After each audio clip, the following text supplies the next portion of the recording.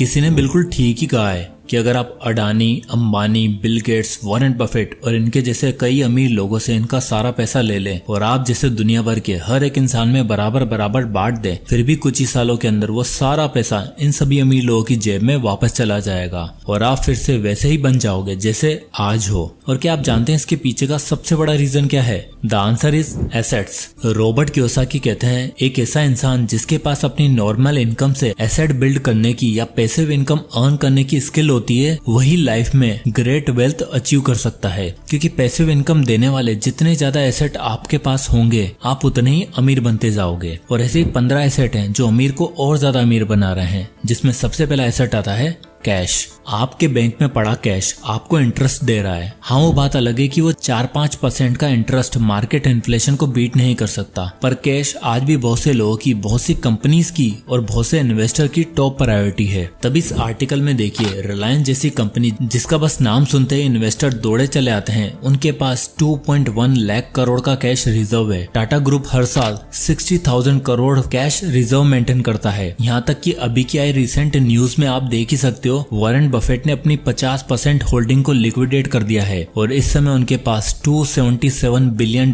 Cash reserve है। अब cash रखने के पीछे इन अमीर लोगों के 2 रीजन होते हैं। पहला तो invest in the right opportunity at the right time. अमीर लोगों का मानना होता है दुनिया अपॉर्चुनिटीज का पिटारा है, इसलिए जब भी कोई बेटर इन्वेस्टमेंट आपके दरवाजे पर आए तो आप उस समय अपने कैश के साथ रेडी रहो। मोस्टली लोगों का कैश रखने के पीछे ये रीजन होता है। और दूसरा रीजन है to earn high interest. Cash होने से आपको राइट टाइम और बेस्ट प्राइस में डील तो मिल ही जाती है, साथ ही अमीर लोग अपने पास रखा पैसा हाई इंटरेस्ट रेट पर भी देते हैं, जिससे उन्हें ईयरली एक फिक्स्ड इनकम आती रहती है। इसलिए सक्सेस कब कहां कौन से दरवाजे पर आ जाए, be ready with the cash. Cash के बाद अगला और सबसे बड़ा एसेट आता है एसेट नंबर 2, रियल एस्टेट। अब रियल एस्टेट को सबसे बड़ा एसेट बोलने का पीछे मेरा 2 रीजन है। Number 1, rent payments. हम में से किसी हर महीने एक फिक्स्ड इनकम अच्छी नहीं लगती, वो भी तब जब हमें उसके लिए 8 से 9 घंटे काम करना ना पड़े, दोस्त के ताने सुनने ना पड़े और नहीं निकले जाने का डर सताए। ये सब कुछ पॉसिबल है रियल एस्टेट से। आजकल जिस हिसाब से टेक्नोलॉजी चेंज हो रही है ना, उसी हिसाब से लोग भी बदल रहे हैं। आज की डेट में लोगों को घर सिर्फ रहने के लिए नहीं, बल्कि स्टूडियो खोलने के लिए, एजुकेशन सेंटर्स के लिए, पीजी रखने के लिए और इवन स्मॉल बिजनेस खोलने तक के लिए चाहिए होता है। तो ऐसे में अगर आप थोड़े स्मार्ट हो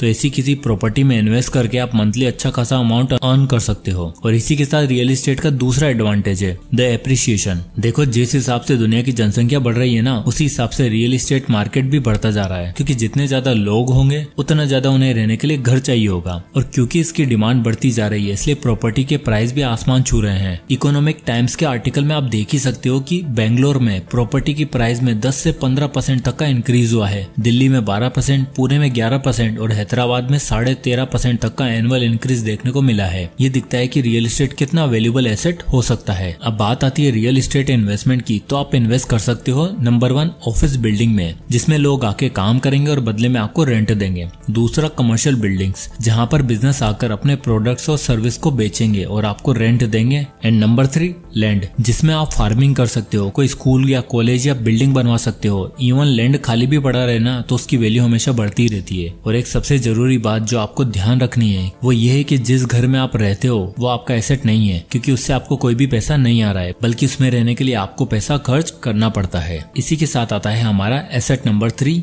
बॉन्ड्स। जब गवर्नमेंट्स और बिजनेस को कैश इन्वेस्टमेंट की नीड होती है ना, तब वो इंटरेस्टेड इन्वेस्टर को बॉन्ड इशू करते हैं और इसी बॉन्ड के बदले गवर्नमेंट और प्राइवेट कंपनीज अपने इन्वेस्टर को हर महीने एक सर्टेन अमाउंट पे करने का वादा करती हैं। बॉन्ड में इन्वेस्ट किसी भी इन्वेस्टर के लिए एक सुपर सेफ इन्वेस्टमेंट साबित हो सकता है, क्योंकि डायरेक्ट गवर्नमेंट बैक्ड होते हैं। बॉन्ड में इन्वेस्ट वो लोग करते हैं जिन्हें लॉन्ग टर्म में एक सिक्योर रिटर्न चाहिए होता है। बॉन्ड में आप यूजुअली मिनिमम 10,000 से इन्वेस्ट कर सकते हो और गवर्नमेंट बॉन्ड आपको यूजुअली 6 से 8% तक का रिटर्न देते हैं। वहीं कॉर्पोरेट बॉन्ड 8 से 12% तक का रिटर्न ऑफर करते हैं, बट इनमें रिस्क थोड़ा ज्यादा होता है गवर्नमेंट बॉन्ड से, इसलिए हायर इंटरेस्ट देते हैं। इसी के साथ कई सारे टैक्स सेविंग बॉन्ड भी होते हैं जिसमें आप इन्वेस्ट कर सकते हो, जो आपको टैक्स बेनिफिट के साथ साथ 5 से 6% का रिटर्न भी देंगे। अब अगर आप और भी ज्यादा रिटर्न चाहते हो तो आप चूज कर सकते हो एसेट नंबर 4 स्टॉक्स। दोस्तों, बढ़ती टेक्नोलॉजी और डेवलपमेंट ने इंडियन स्टॉक मार्केट को आज नई ऊंचाइयों पर पहुंचा दिया है। ऐसे में स्टॉक्स आपके फाइनेंशियल फ्यूचर के लिए एक बहुत बड़ा इंपॉर्टेंट रोल रोल प्ले कर सकते हैं। स्टॉक्स आपको अलाउ करते हैं कि आप किसी भी पब्लिकली ट्रेडेड बिजनेस का कुछ हिस्सा या कुछ परसेंटेज ओन कर पाओ, और जैसे जैसे वो बिजनेस बढ़ता जाता है वैसे वैसे आपकी इन्वेस्टमेंट भी इंक्रीज होती है। साथ ही स्टॉक्स में इन्वेस्ट करने के दो फायदे भी हैं। पहला, डिविडेंड। कई कंपनीज अपने प्रॉफिट का कुछ हिस्सा हमेशा स्टॉक इन्वेस्टर को देती हैं, जो कि एक फिक्स्ड इनकम का बहुत अच्छा सोर्स है। जैसे कि आप इस आर्टिकल में देख सकते हो कि वॉरेन बफेट को हर हफ्ते $47 मिलियन का डिविडेंड मिलता है। और स्टॉक में इन्वेस्ट करने का दूसरा फायदा है स्टॉक एप्रिसिएशन। बढ़ती और ग्रोइंग कंपनीज में इन्वेस्ट करना स्टॉक मार्केट में सबसे बड़ा बोल्ड मूव माना जाता है, क्योंकि ये मूव आपके लगाए 10,000 को 1 लाख और 5 लाख और कभी कभी तो 50 लाख भी बना सकता है। अब आता है asset number 5, mutual fund and index fund. Stocks के बाद आते हैं म्यूचुअल फंड और इंडेक्स फंड। इंडेक्स फंड यानी ऐसे फंड जो देश की टॉप 50 और टॉप 30 कंपनीज में पैसा लगाते हैं। सेंसेक्स और निफ्टी 50 इंडेक्स इंडिया के दो मेजर इंडेक्सेस हैं। अपनी वेल्थ को इंक्रीज करने के लिए हर इंसान चाहता है कि वो देश की बेस्ट कंपनीज में पैसा इन्वेस्ट करे, और इंडेक्स फंड इसका सबसे बेटर ऑप्शन हो सकता है। रिच माइंडसेट वाले लोग इस बात को अच्छे से जानते हैं कि अपने काम के साथ साथ अगर कोई चीज हमें अमीर बना सकती है तो वो है अदर्स पीपल टाइम, यानी पैसा आपका, मुनाफा भी आपका, पर मेहनत दूसरों की। इसलिए इंडेक्स फंड में आप मंथली SIP के जरिए एक फिक्स्ड अमाउंट इन्वेस्ट करके अपने लिए एक अच्छा खासा कॉर्पस डेवलप कर सकते हो। तो जैसे कि आप इस SIP कैलकुलेटर में देख सकते हैं, अगर आपकी सैलरी 25,000 है, जिसमें से आप हर महीने 6,000 रुपए इंडेक्स फंड में इन्वेस्ट कर रहे हो, तो आप देख ही सकते हो कि 13% एनुअल रिटर्न की मदद से 25 साल बाद 1,36,00,000 रुपए आपके पास जमा हो चुके होंगे। So start SIP now. और अगर आपके पास डीमेट अकाउंट नहीं है तो फ्री में डीमेट अकाउंट ओपन करने का लिंक आपको डिस्क्रिप्शन में फर्स्ट कमेंट में मिल जाएगा। और आगे अभी 10 एसेट और मैं आपको बताने वाला हूँ, जिनके बारे में आपको पूरे इंटरनेट पर शायद किसी ने बताया होगा। तो जल्दी से इस वीडियो को लाइक करें ताकि मुझे भी पता लगे कि आपको ये वीडियो पसंद आ रहा है। तो चलिए आगे बढ़ते हैं। अब आता है एसेट नंबर 6, इक्विपमेंट्स। अगर आपके पास कोई इक्विपमेंट है,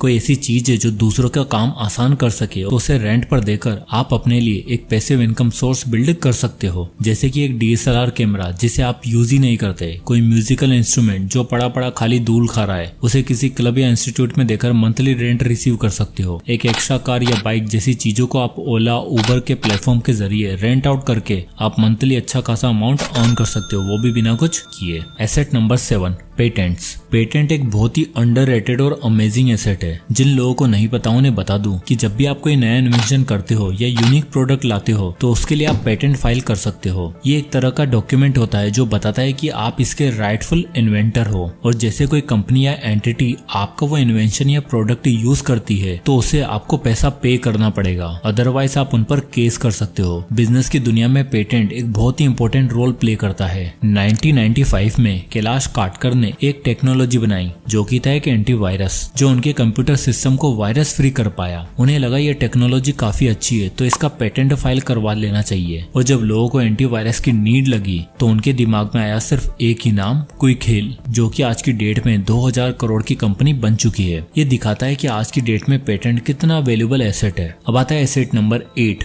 ट्रेडमार्क्स। जैसे पेटेंट आपके इन्वेंशन को प्रोटेक्ट करता है, ठीक उसी तरह ट्रेडमार्क आपके सिंबल्स, वर्ड्स और फ्रेजेस को प्रोटेक्ट करता है। आज की इस कॉम्पिटिटिव बिजनेस की दुनिया में स्कैम्स और फ्रॉड के चांसेस भी सेम रेट पे इंक्रीज हो रहे हैं। ऐसे में हमारे लिए बहुत जरूरी हो जाता है कि हमें अपने ब्रांड को, अपने लोगों को प्रोटेक्ट करने के लिए ट्रेडमार्क का सही यूज करना है। इसका बेस्ट एग्जाम्पल है the taste of India. Amul ने ये कैच फ्रेज ट्रेडमार्क करवा रखा है, और इसी कैच फ्रेज की मैडम से अमूल ने काफी फाइनेंशियल गेन भी हासिल किया है। और ऐसा कोई भी दूसरा ब्रांड अगर सेम कैच फ्रेज यूज करता है, उसे अमूल को एक हेवी अमाउंट पे करना होगा। ठीक इसी तरह टाटा ग्रुप ने भी अपने लोगों का ट्रेडमार्क करवा रखा है। टाटा ग्रुप भी अपने ट्रेडमार्क का यूज करने के लिए हेवी लाइसेंसिंग फीस भी चार्ज कर चुका है। Asset number 9, brand and goodwill. Brand और गुडविल वैसे तो दो अलग अलग टर्म्स है, पर दोनों ही किसी भी बिजनेस या इंडिविजुअल के लिए बहुत ही इंपॉर्टेंट एसेट है। ब्रांड नाम इसलिए बनाया जाता है जब कोई कस्टमर उसे कंज्यूम करे, उसे यूज करे, तो उसके मन में एक इंप्रेशन बन सके कि वो भी प्रीमियम चीजें यूज कर सकता है। वहीं दूसरी तरफ गुडविल कि कस्टमर एक पर्टिकुलर ब्रांड के लिए कितना ज्यादा एक्साइटेड है। ब्रांड एक तरह का एफर्ट है जिसे कंपनी खूब सारा पैसा और टाइम देके बिल्ड करती है। वहीं गुडविल एक तरह की इमेज है जो तब बनती है जब आप कस्टमर को राइट वे में ट्रीट करते हो। दोनों ही चीजें आपस में कहीं ना कहीं इंटरलिंक्ड है, और ऐसे कई एग्जाम्पल है जहाँ सिर्फ एक अच्छी गुडविल की वजह से कई कंपनीज बैंकरप्सी से बची। वहीं कई ऐसी कंपनीज है जो सिर्फ अच्छी ब्रांडिंग के दम पर ही ऑर्गेनिकली स्केल करती चली जा रही हैं। एग्जाम्पल के लिए MRF को ही ले लो। आज से 15 साल पहले MRF कोई तगड़ी ब्रांड नहीं था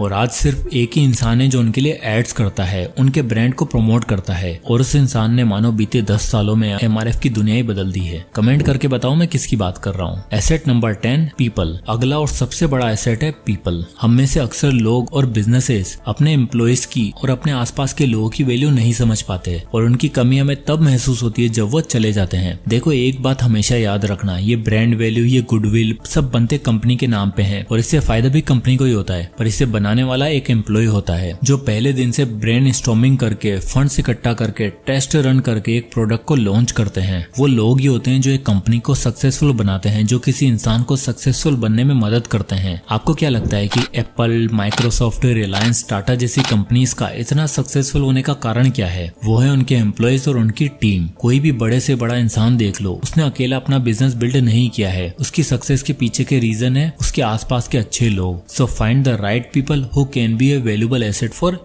you. Asset number 11 raw material and commodities. देखो लाइफ में कई बार ऐसी सिचुएशन आ जाती है जब हमें लगता है कि पैसा ही सब कुछ नहीं होता। जिंदा रहने के लिए, अच्छी लाइफस्टाइल जीने के लिए हमें कमोडिटीज की भी जरूरत होती है। जैसे कि कोविड वाले टाइम का एग्जांपल देख लो। लोगों ने 100 रुपए देकर भी सैनिटाइजर और मास्क खरीदे, 200 रुपए किलो टमाटर भी परचेज किए। क्यों? क्योंकि कहीं ना कहीं कमोडिटीज की वैल्यू कैश से ज्यादा है और अमीर लोग इस बात को भली भांति समझते हैं, इसलिए वो गोल्ड, एल्यूमिनियम, स्टील, ऑयल जैसी कमोडिटीज में खूब हेविली पैसा इन्वेस्ट करते हैं। रॉबर्ट कियोसाकी खुद भी कमोडिटीज को ज्यादा प्रेफर करते हैं as compare to cash. Gold इन सब में एक ऐसी प्रीशियस कमोडिटी है जो आपकी लाइफ को बहुत हद तक आसान बना सकती है। इसलिए करंट सिनेरियो में बाकी चीजों के साथ साथ कमोडिटीज में इन्वेस्ट करना एक अच्छा ऑप्शन हो सकता है। अब आता है asset number 12 books, songs, digital courses, information and content. आजकल डिजिटल दुनिया का जमाना है। हर कोई अपने मोबाइल और कंप्यूटर स्क्रीन से चिपका रहता है। ऐसे में डिजिटल एसेट्स जैसे कि documents, audio books, video, digital courses, songs और एप्स आपके लिए एक वैल्यूएबल एसेट साबित हो सकते हैं। आज की डेट में इन्फॉर्मेशन का ओवरलोड है। सबके पास काफी रॉ डेटा और रॉ नॉलेज है। ऐसे में अगर आप कोई बुक लिखते हो, कोई ब्लॉग पोस्ट लिखते हो, तो बस आपको राइट मार्केटिंग टूल ढूंढकर काम पे लग जाना है और मैक्सिमम ऑडियंस को रीच आउट करना है। और एक भी प्रोडक्ट चलाना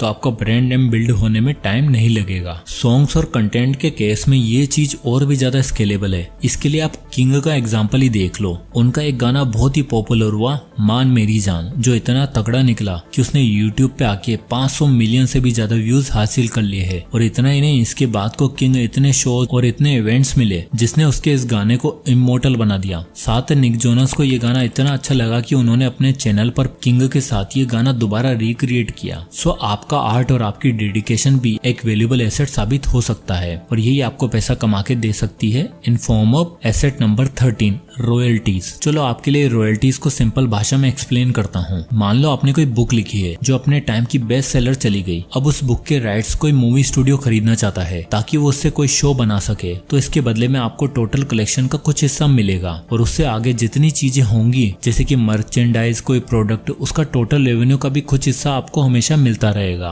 और इतना ही नहीं, रॉयल्टीज में एक टर्म होता है सिंडिकेशन। जब कोई टीवी शो बहुत बड़ा हो जाता है ना और मल्टीपल ब्रॉडकास्टर उनके राइट्स खरीद लेते हैं, तो जितनी बार वो शो रन किया जाता है उतनी बार एक्टर्स और राइटर को पैसा मिलता है। एग्जाम्पल के लिए फ्रेंड्स, जिसने अपनी मैसिव सक्सेस के बाद खूब नाम कमाया, उनके एक्टर्स को आज भी 10 से 20 मिलियन डॉलर पर ईयर पे किया जाता है एज ए रॉयल्टी। और रॉयल्टी की वजह से ही जॉर्ज आर मार्टिन जिन्होंने गेम ऑफ थ्रोन्स लिखी, जेके रोलिंग जिन्होंने हैरी पॉटर लिखी, ऐसे लोग मिलेनियर बन पाए। Asset number 14 unique rights. अब ये एसेट मेंशन करने का पीछे मेरा मानना यह है कि इंडिया में कुछ स्पेसिफिक प्लेसेस के लोगों के पास एक कम्पिटिटिव एडवांटेज है जिसे हम जियोग्राफिकल इंडिकेशन या जीआई भी बोल सकते हैं। और ये जीआईज आपके लिए बहुत बड़ा एसेट साबित हो सकता है। जीआईज एक तरह का अधिकार है जो एक स्पेसिफिक रीजन के लोगों को दिया जाता है ताकि वो अपने जियोग्राफिकल लोकेशन पर ऑथेंटिक और यूनिक प्रोडक्ट क्रिएट कर सके। एग्जाम्पल के लिए दार्जिलिंग की टी प्रोडक्शन। वेस्ट बंगाल के पास दार्जिलिंग में उगने वाली चाय को एक यूनिक फ्लेवर फ्लेवर और अरोमा का दर्जा मिला है। ऐसा माना जाता है कि दार्जिलिंग के यूनिक क्लाइमेट और सोइल कंडीशन की वजह से ऐसी चाय पूरे इंडिया में कहीं नहीं उग सकती, और इसी यूनिक राइट्स की वजह से दार्जिलिंग टी आज की डेट में 300 से 400 करोड़ का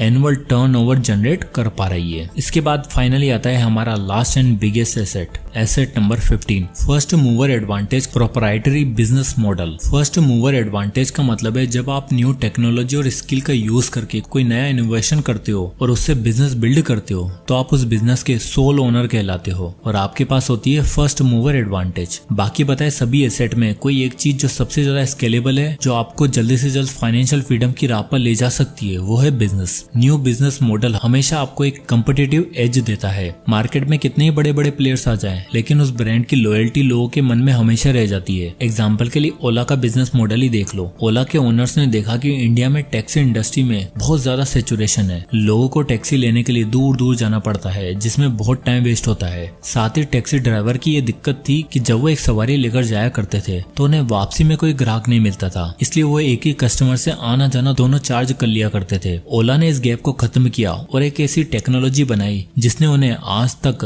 मूवर एडवांटेज दिया हुआ है। ठीक इसी तरह जीरोधा ने भी ऑनलाइन शेयर ट्रेडिंग और इन्वेस्टिंग के लिए लोगों को जागरूक किया और देश में इन्वेस्टिंग कल्चर चेंज किया। ठीक इसी तरह आप भी नए नए टेक्नोलॉजी और एआई का यूज करके अपने लिए एक ऐसा बिजनेस बिल्ड कर सकते हो जो आपको फर्स्ट मूवर एडवांटेज दे और आपके लॉन्ग टर्म फ्यूचर के लिए भी एक पैसिव इनकम सोर्स बिल्ड कर सके। सो दोस्तों, ये थे वो 15 एसेट्स। आई होप कि आपको ये वीडियो पसंद आया होगा। वीडियो पसंद आया तो वीडियो को लाइक करें और चैनल को सब्सक्राइब करना ना भूलें। और इन 15 एसेट में से कौन सा एसेट आपको पसंद आया है कमेंट करके जरूर बताएं। तो मिलते हैं नेक्स्ट वीडियो में, तब तक के लिए जय हिंद।